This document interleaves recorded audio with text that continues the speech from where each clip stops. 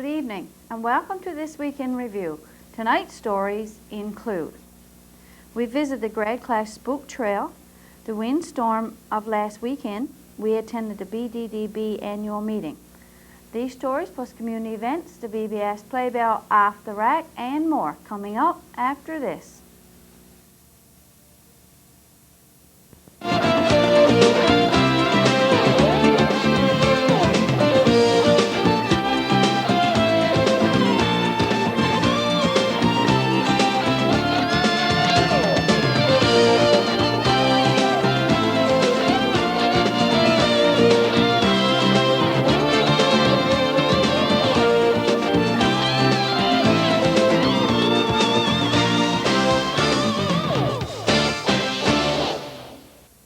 On Saturday, October the 28th, we went through the grade class Spook Trail with the help of Tanya Piercy. Gentlemen, we're at the Spook Trail. We're going to go through this year with the lights on. And this is the beginning of the trail, and the first scene belongs to Tanya Piercy and Stephen Strickland, I think. So we'll just take you through now. I'm trying to get through garbage bags. Okay, Tanya. I think there's Tanya there. Come through this evening, eh, Tanya? Yeah. And you and Stephen pretty much did all the design work? Yeah, we designed everything. Okay, and painted everything. Where's Stephen? Oh, there he is. Okay. Oh, this is so neat. I can imagine what it looks like in the dark. Very, very scary. So is there any way that what you're going to be doing when the kids come through? We're just going to be basically running after them. Yeah. And the dummy over there, the lights are going blinking. Okay. And we got a strobe light. Oh, very good. So that's going to give everything a very eerie effect. Yeah. Okay. Where's the dummy you were not Stephen? Where's Stephen? Oh, there he is. Okay. Alright, oh, this is marvelous. Okay. Ladies and gentlemen, we're going to go upstairs, and as you can see, both sides of the railing is trees and alders and handprints, and I think there's a net up there and garbage bags and a lot of leaves on the floor. So you can imagine what it's like going through the Spook Trail in the dark. Stairs, and as you can see, there's something or someone at the top of these stairs. And there's garbage bags at the front, and there's more leaves and trees. So, here we go. Oops, that's a net I'm walking on. I'm tripping up into it. I can't imagine what it's like coming up here in the dark. Oh my goodness, there's somebody hanging there. I wouldn't want to. That's why I don't come in the dark. I'm not particularly fond of it. So I'm assuming somebody would be here in this part as well? Yeah. And there's a dude, or a dudette, on the table. And of course everything is... This is going to be a drill scene. The what scene? A drill. Okay. It's going to be drilling the back. Whose scene is this? Amanda Sanders. Man, that's okay. Okay, we're about to turn the corner. Oh my heavens. And I don't know if you can see it through the garbage bags. I'm just going to do the garbage bag. And this is the corridor. Used to be corridor. And there's leaves and trees and everywhere. Locker doors are open and lockers are pulled out. And I can imagine what it's like going through in the dark. Right. Try not to. Oh, I'm not very tall, and I'm looking up in the trees already, so I can imagine what it was going to be like in the dark. There's another scene here. Tanya, who owns this one? This one here is Stephanie Barber and Cheryl Holmes. Okay, and what will they be doing? Right here, so we've done with it, and the next scene is their CTMS hospital scene. Okay. Oh, mental institution, and see it now, entrance. Okay. I'm trying. Here we go, we're going into the hospital scene. So what happens in the hospital scene? More garbage bags. Oh my goodness gracious. Oh boy. And the students did all this themselves, the painting and the designing. And they put quite a bit of work into it by the look of it. It took a lot of work. How long have you been at it, Tanya? Well, we worked at it 2 Saturdays in a row, and some people worked on it at their own. Okay, so like that's 2 full Saturdays, like early in the morning till in the afternoon. Okay. So if somebody gets some music playing. Oops. Garbage bags. So would there be somebody in this scene here, or jump out probably? More than likely. More than likely. And everything dark. Okay. There's a person in a wheelchair. Next patient, please. Aha. Okay, we're about to take a turn. Okay, begin. What's this? Okay. Oh boy.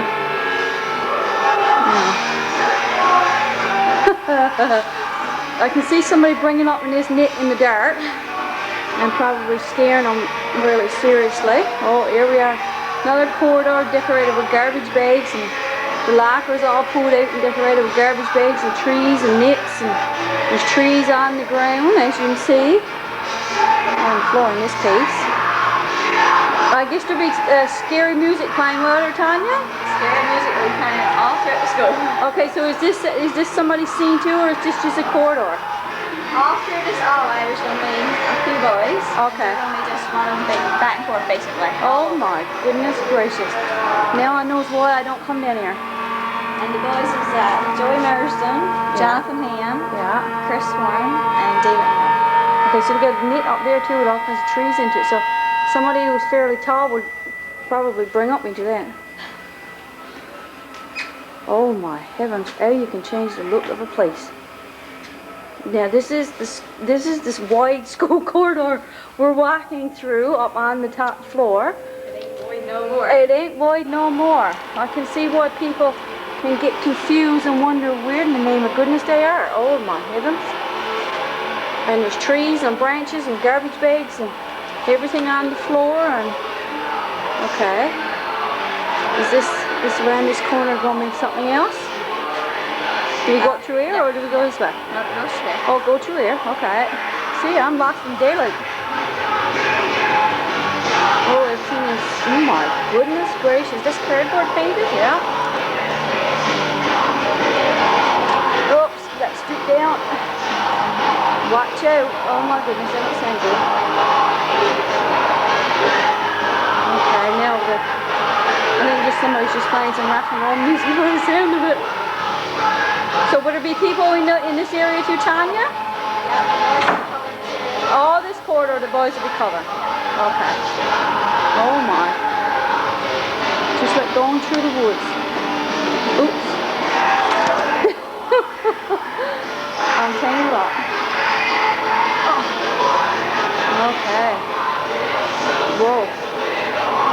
As you can see, the lockers again are decorated with cardboard painted black and a lot of squiggly paint lines on them. And what's that? That's kelp. Well, good imagination. Imagine running into that in the dark. What that feels like on your face. Oh my. No, I wouldn't say. Have you come through the Spook Trail before? No, actually I haven't. You're like me. You're a coward like me, are you? Oh. Okay. Now I think we're out. Where are we? No, we're to a different scene. A different scene. Okay. Oh my dear. Okay. This here's Rhonda Warren and Lori Anderson's scene. Lori Anderson and Rhonda Warren. Okay, and they will be probably screaming a lot and jumping out. I think Rhonda's going to be on that wall there. Okay, what's she going to be doing? Probably screaming her lungs out. Oh. So be warned for screaming voices. Okay. Now there's a curtain there. So that means I guess we can't go there, can we? We got to go on down the steps? Yeah. Oh my goodness gracious. Okay. Now we're coming to another set of stairs that's decorated the same as the last ones with trees and garbage bags and nets. Lots of leaves on the floor for scrunching sound. And at the bottom of the step there's an interesting looking character that we got to duck really low so that we won't hang ourselves in the net. Oh boy. Okay, we're skirting down. Somebody who's about 6 feet tall. I'm only 5 foot and I'm squatting. So I can imagine what they're going to be feeling like when they're coming down through here. Oops, tangled up in the net again. So Tanya, did you get a lot of your props from people around town? Yeah. What about your knit and stuff? Oh, fishermen, so wow. Thank goodness for fishermen. Okay, here we go. More garbage bags, more loud noises, and a tree bit ahead. Oh my goodness, here we go. We got people in this one. Yeah, this is what so this is what you're going to be doing tonight, eh? So you want to show us who you are? Okay, Kimberly. No, Mary. Mary, I'm sorry. And Sherry, and oh! This is the girl that's supposed to be on the top of the stick. Okay. Wow. You guys have put a lot of work into it. This is magnificent. Okay. Lori. Lori, this is nice. Lot of work, you guys. Hard work? I think so. I think the kids will really enjoy it. Yeah. I can imagine. Okay. I'm coming through in the daylight. I'm not coming back in the nighttime. Oh my goodness gracious. Here we go again. Where are we now? Okay. We got a duck again. Okay, this time we got trees, very low trees. Balloons. Okay, this might be a happier scene. We got balloons and streamers and lots of trees and nets. And okay, we really got to go down low for this one. There's a branch in front of it. Okay, here we go. This is another scene. Oh, we got Christmas lights and balloons and garbage bags and cardboard painted grid. And I believe Melissa, right? Yeah. And Michelle. Yeah. So what are you going to be doing tonight when the kids come through? Doing what? Like, show me.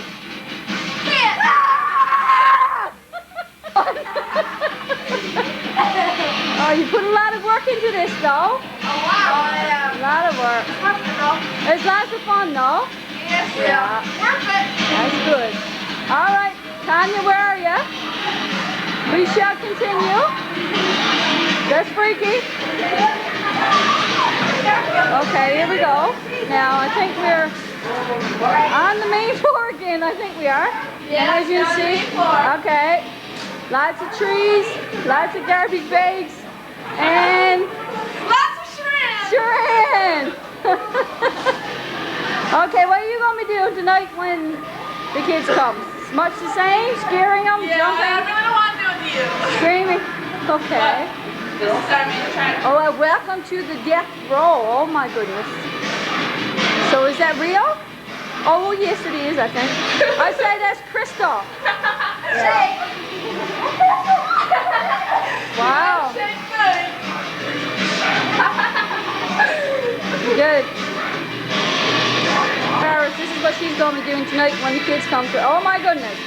She's being electrocuted, I think. Oh! Right now, but they can't find the light switch, so I'm walking in the dark. In this one? And Sharon is telling me which way to come and holding her hand for me so I can see where I'm going. And I think, oh my goodness. Steps. Yeah, steps. Here we go. Watch it. Watch my ear? Okay. Oh my goodness. Okay, we're on the stage and there's trees and strobe lights and This year's senior was Billy Windsor. Billy Windsor scene there. And this year's Curtis, Bushman, and Stephen Lee. Okay, okay. And we got people on the ground. And I think this probably Someone's going to be popping out of there. oh, somebody's gonna be popping out of that popping thing. Yep. Yeah. Strobe lights really makes it weird, doesn't it? We got crosses. Okay. tombstones. This all kinds of stuff. Crosses and tombstones and leaves. Still, you guys got a big mess to clean up after. Yeah. But this is cool. Wow. Do you get many adults coming? It varies with year, but with the weather now, we don't think we're going to do as good as we do usually. Oh, okay. Well, you never know. But we do get nice few adults. Yeah. Like I told you, I've been through, and I can see why I've never been through. The trees again, yeah, really low. I can see in the dark what this would be like for everybody. Watch your steps. And there's some really steep steps. And I don't know where. Are we at the end yet, Sharon? Yeah, this is the end there. This is the end there. Look Okay. to the outside, this is all glowed up. You won't see into All the gym. glowed in the dark, yeah. You just go on out through the store. And you just go, really? Yeah. That's it? That's it. Okay, very good. And then just take pictures.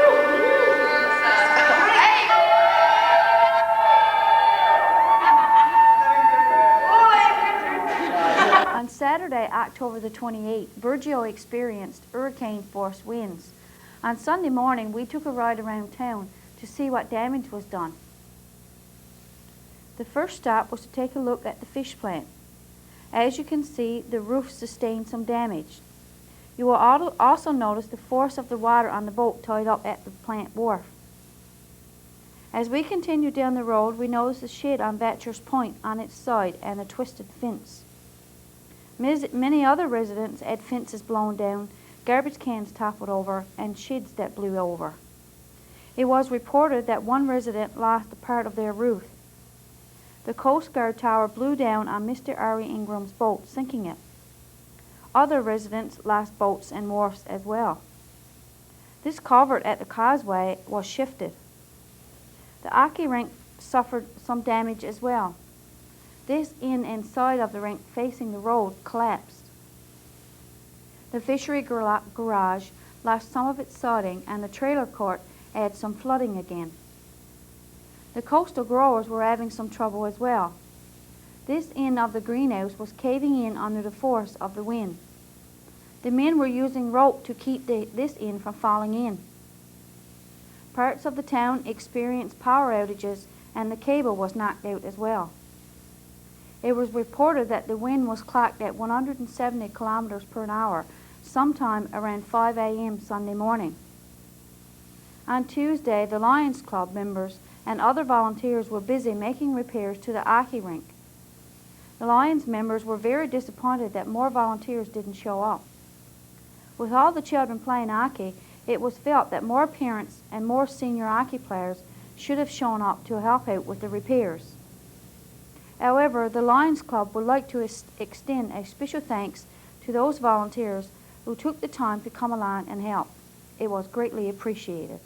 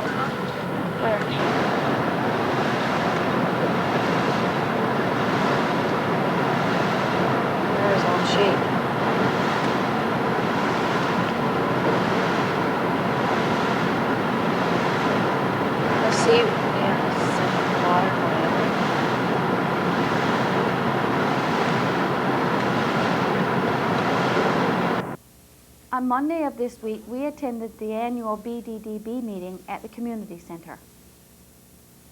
The meeting was called to order by the Development Officer, Greg Elliott, who also introduced the Board of Directors.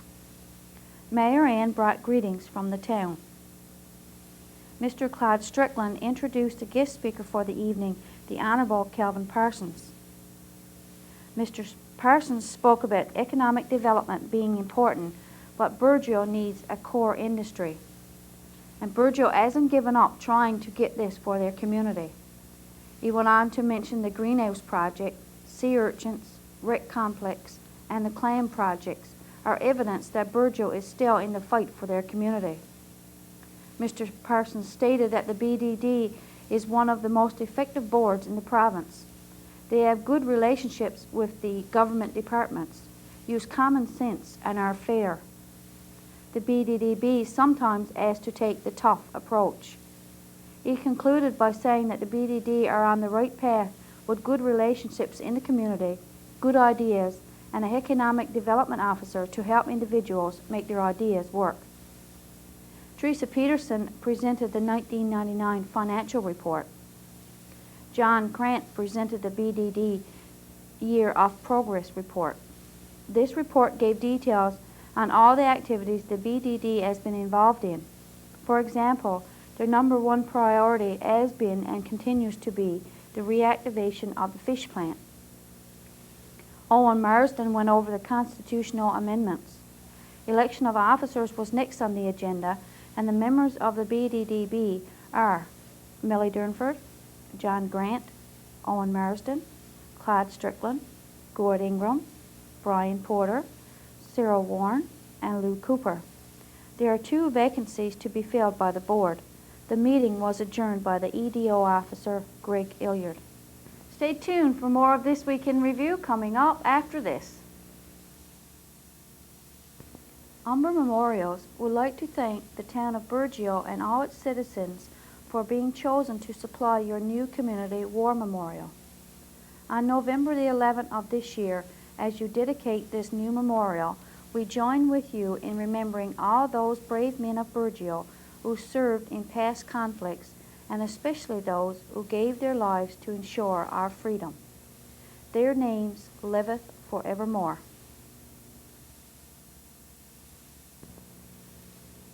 At the BDDB annual meeting, we got an opportunity to speak with our MHA, the Honorable Calvin Parsons, about the upcoming election.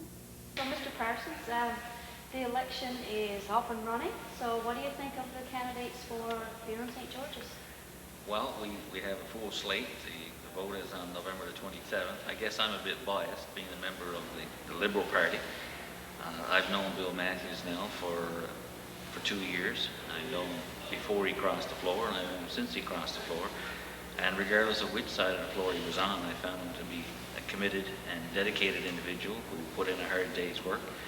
I'm sure the public don't always feel that somebody, if you don't see them every day, they sometimes come to a conclusion that they may not be working. But I can assure you that since I've been on the job in February of '99 and Bill Matthews, there's been more meetings, arguments, correspondence with fisheries ministers, both provincially and federally, representatives of DFO, the people who make the decisions on quotas, and town councils and unions.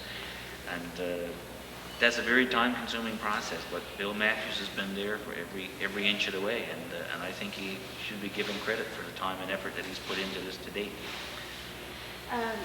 Now, we heard on the news this evening that Peter Fenwick might be or probably will be the candidate for the Canadian Alliance Party. What do you think that means for here in St. George's? Well, I guess I'm somewhat surprised. We have, of course, a gentleman from Stephenville who's running for the Conservative Party, who I don't feel have any chance of forming the government of Canada, the Conservative Party. I think they're on their last breath, and I don't think a vote for the Conservative Party is a vote that's going to count. I'm surprised that Mr. Fenwick, given his earlier convictions to the NDP, being a former MHA in this province on the far left, to now all of a sudden switch to the far right. And again, I don't think the NDP forms any chance, or the Alliance has any chance of forming a national government. And probably the greatest disappointment is with Mr. Sinyard, who ran for the nomination against Bill Matthews. And I say disappointment because Mr. Sinyard was a member of the Liberal Party, albeit he did apparently tout the Alliance or talk to the PCs at one time or other. He ran for the Liberal nomination and he lost it, and he lost it fair and square. And I'm very disappointed that he would now run as an independent because he didn't win what was a fair process. And I'm very disturbed by the fact that he signed a form and actually signed a contract saying that if I don't win, I will support the winner and I will not run as an independent or for any other party. And all of a sudden, when he loses, that form gets torn up and thrown in the garbage. And I think that's a very serious lack of commitment. And he will suggest, of course, that he is breaking that commitment because he didn't have a level playing field in the nomination process. But I guess he found the process okay when he won in round 1. And in round 2, when nothing changed, he all of a sudden doesn't feel it was a level playing field for him. Albeit he didn't lodge any appeals against the process, he just turned around and said he was going to run as an independent and broke that commitment. And regardless of who it is, if it's a Liberal candidate, a PC candidate, an NDP, or an alliance, if you sign a form saying that you're going to abide by a certain commitment, I feel that you should honor it, and not just when it serves your purposes, change your conviction. If you can change your conviction and your commitment in that regard, how many commitments can you break over the course of the next 4 years? So I think that my recommendation would be, and I'm speaking from a very biased point of view here as a Liberal person, and being a Liberal MHA for this district, I think we have most of our ducks lined up to accomplish what we need to in this area, i.e. I think we're going to have a federal Liberal government. I think Brian Tobin is going to be the lieutenant for Atlantic Canada, someone who I have a very close relationship with, who took me into his cabinet after 11 months in the House, and who we're going to need to work very closely with to sort of solve the major problems that we have in Burgeo in terms of a fish quota or resource. I think we're much better off if we have someone on the side of government who's able to deliver that with us. So I think we should stay the course. You're going to hear all kinds of complaints and people saying why you should vote for someone else and why you shouldn't. But I think if we have a vote, we should make the vote count, and we should make sure we're all on the same side and best able to achieve what we need to for Burgeo, which is to get a fishery resource. And our best chance of that is with a provincial MHA, which you have, and a provincial cabinet minister, which you have, a federal MP, which you can have in the way of Bill Matthews, with a federal MP who is going to have a lot of clout in the federal Liberal government, namely Brian Tobin, and be part of the Liberal federal government and not be in opposition from which we came. And I think we shouldn't lose that opportunity. So obviously you think that the Liberals are going to win? I think the Liberals are going to win. I think it's going to be a hardly fought battle. I don't think Mr. Senior should be in this at all. This is not a case of someone who should exercise their sour grapes and come back to do something because he wants to do it. This is a person who is solving and serving his own convictions and not any political party. And simply because he fought the battle and he lost, and he should accept that responsibility and stay aside. With regards to the other parties, I don't think they have the proper platform and the proper programs that's going to best serve the needs of Atlantic Canada. We rely very heavily, for example, on federal government programming such as ACOA and HRDC. If we're going to support a party such as the Alliance, which wants to scrap those programs, where are we going to be in Atlantic Canada? It might be okay for resource-rich Alberta, who might want a two-tier system of healthcare and who have lots of oil fields to pump the riches from. We're not that fortunate, and we cannot take an opportunity in electing someone who's going to put us in that position. Okay, well, thanks very much for speaking with us. Very welcome. Take care. Now over to Deputy Mayor Barbara Barter with the council report. Good evening. The regular meeting of the Burgeo Town Council was held on Wednesday, November 1st. The following topics were discussed. Councillor-elect George Reid was sworn in as a councillor. This brings the council up to its full complement of 7 council members. The issue regarding the deficiencies in the paving of the sidewalks around town was discussed. It was decided at last night's meeting that the correction of those deficiencies will be postponed until next year. The reason for that is the lateness of the season with winter sitting in. We felt that having a paving company come in at this time was not to the best interest of the community. The situation regarding the fish plant, which took up a large portion of the council meeting last evening, was discussed. Several points came up in the lengthy discussion, but basically I guess the general consensus was that the council has been doing everything in its power politically and as a municipality to get all of the partners on side to have something done for Burgeo with regards to any type of quota. And basically, it is also left not only to the council, but also to other members of the community to take up the lead and to continue working with us. The town has agreed that any time that we can put political pressure on the government or on any other agencies to help with this issue, we will certainly do it.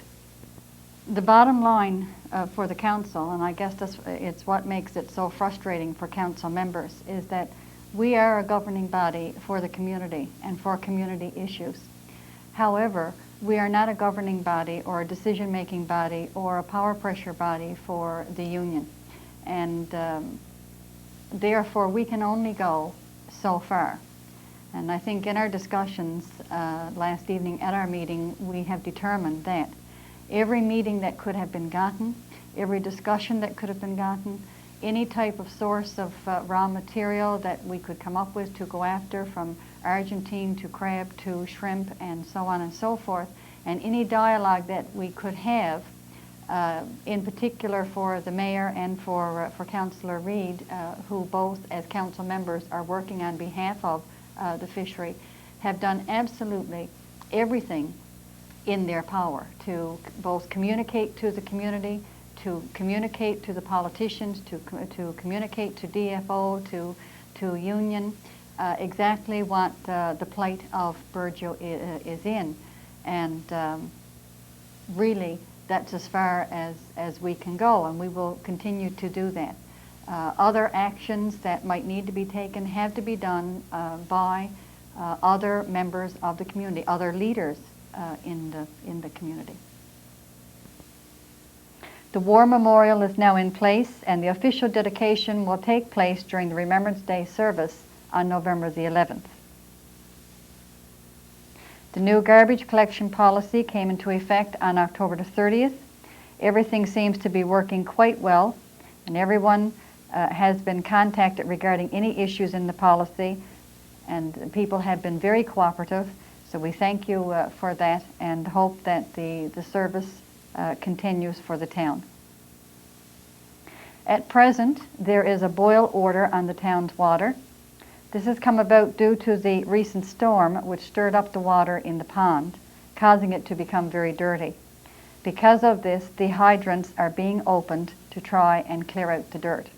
You will notice that there has been an announcement on the Burgeo broadcasting station with regards to the cleaning of the pipes. So please bear with us, and as soon as we can have them cleaned out so that the water is clearer and cleaner, it will be done. Thank you and good evening. Fred Pottle, the PC candidate for Buren St. George's District, wanted an opportunity to speak to the voters of Burgeo about the upcoming election on November the 27th. Good evening. My name is Fred Pottle, and I'm your PC candidate for Buren St. George's. First of all, I'd like to welcome my audience here tonight.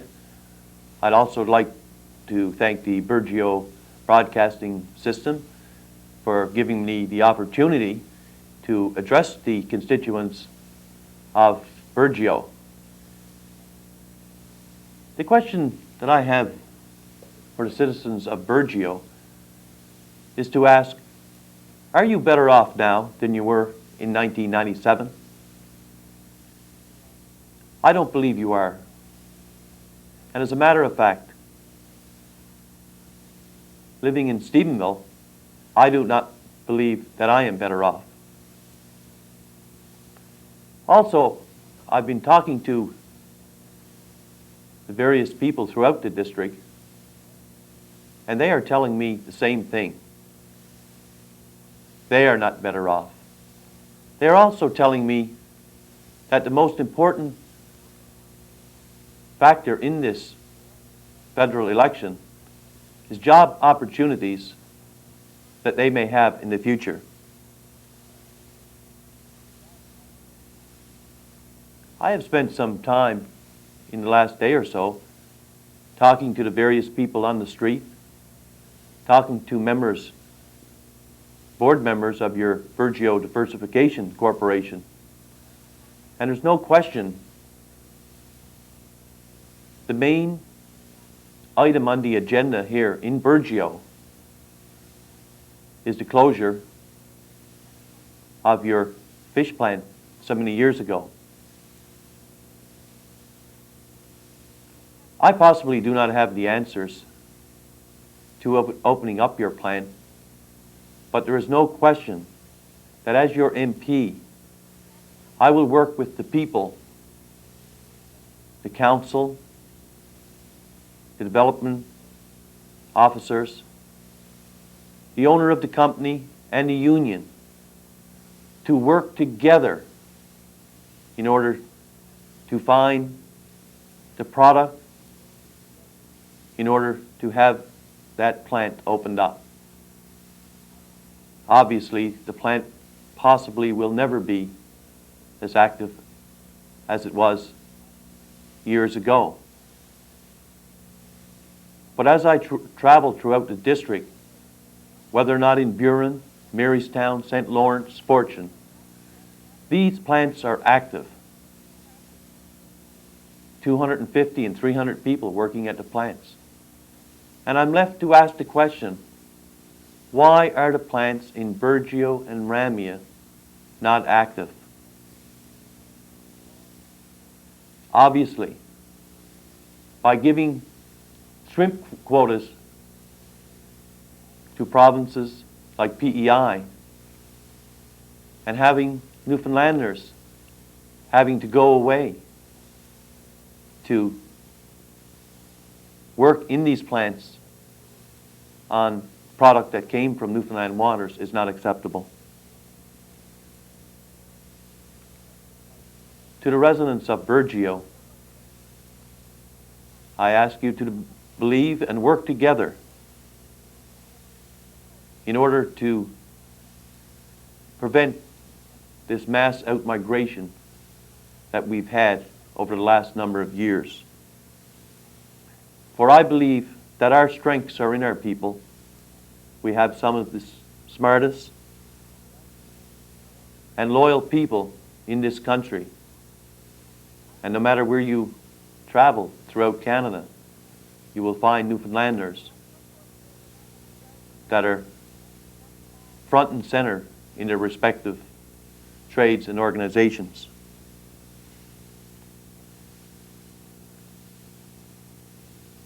If elected on November 27th, I will work as hard as I have in my 20 years in business. If elected on November 27th, I'll retire from that business and work on your behalf. Ladies and gentlemen, this is about trust. And I believe that we have lost trust in our elected officials. I know I have lost trust in my elected officials, and that's why I have decided to retire from my business and get into public life in order to make this region where I live and that I call home a better place to live. And hopefully one day, my brothers, sisters, and my kids may have opportunities so they may come back home to live. Over the next couple of weeks, I will return to Burgeo. And at that time, I would like to meet all the citizens of this area in an open forum so I may become better acquainted with some of your problems, and so that you may have the opportunity to ask me questions and how I feel that I can change them. So for now, I say good night and thank you. Stay with us for Off the Rack, the community events, and the BBS Playbill, all after this. Umber Memorials would like to thank the town of Burgeo and all its citizens for being chosen to supply your new community war memorial. On November the 11th of this year, as you dedicate this new memorial, we join with you in remembering all those brave men of Burgeo who served in past conflicts, and especially those who gave their lives to ensure our freedom. Their names liveth forevermore. Off the rack. This week as we scanned our tape rack, we came across a tape of the end of the old teacher's apartments. Let's look back to May 1990. In 1932, this building was constructed as a school. Since that time, it has been changed into an apartment building for teachers. In the past few years, the apartments were open for public use. One apartment was renovated and used as a board office for a number of years.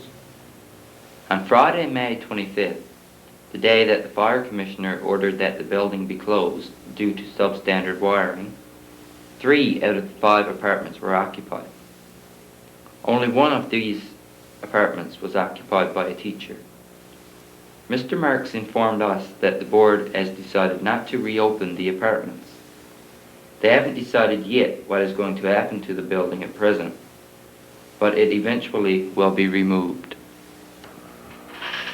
The building has since been removed, and the site has been backfilled. Good evening and welcome to the community event segment of tonight's broadcast. I'm Jennifer Marks. The winner of the Burgeo Lions TV Bingo on Wednesday, October 25th was Shirley Green. Congratulations, Shirley. The St. John's Central High will sponsor the next TV Bingo on Wednesday, November 8th at 7 p.m. Cards are $1 each or 6 for $5 and are available from any student at St. John's Central High and are in most stores around town. Please support our students and you could win $300 just in time for Christmas.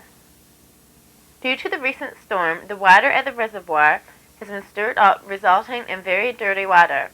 As a precaution measure, the Department of Health has issued a boil order on water used for drinking purposes. Residents will be notified on the community channel when the order is lifted.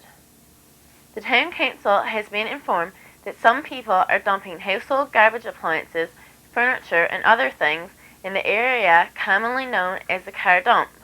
The general public is advised and given warning that this area is for the disposal of car wrecks only, and anyone dumping other than the same in this area will be prosecuted under the town's anti-litter regulations. The Bright Sides Youth are looking for interested people to be volunteers to help out at the Bright Sides Youth Center. If you're interested, call Ann at 886-2715 or Ada at 886-3353 and leave your name and the time you're available to volunteer at the Youth Center. They're asking that each youth who uses the center to have one volunteer help out. Please help the youth of our community and be a Youth Center volunteer. The Anglican Church will be offering 4 workshops on evangelism called Feed My Lambs, beginning at Portabass on November 8th, Deer Lake on November 9th, Daniels Harbor on November 10th, and Corner Brook on November 11th. Workshops begin at 1 p.m. each day and a worship service at 7 p.m. Registration costs $5 to cover the cost of your meals.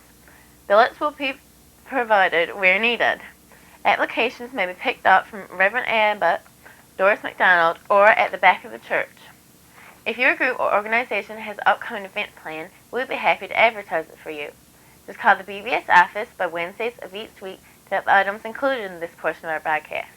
That concludes the community event segment of tonight's broadcast. See you next week. BBS Playbill. Try your luck on Wednesday by playing St. John Central ITV Bingo. Following the bingo, we will have a video we received called Newfoundland Outdoors about 3 moose hunting trips. Tune in on Thursday when we have a rebroadcast of the entertainment from the Sand and Sea Festival with full tilt. Join Pans and the Gang for 2 stories, a craft, and lots of fun on Saturday morning at 11 a.m. on Pansy's Garden. Next Sunday at 6:30 p.m. we will have religious revelations from the Anglican Church. And I'll be here again next week with This Week in Review. Please stay tuned now for entertainment from the Sand and Sea Festival with full tilt. For this week in review, I'm Marie Rose. Good night and God bless.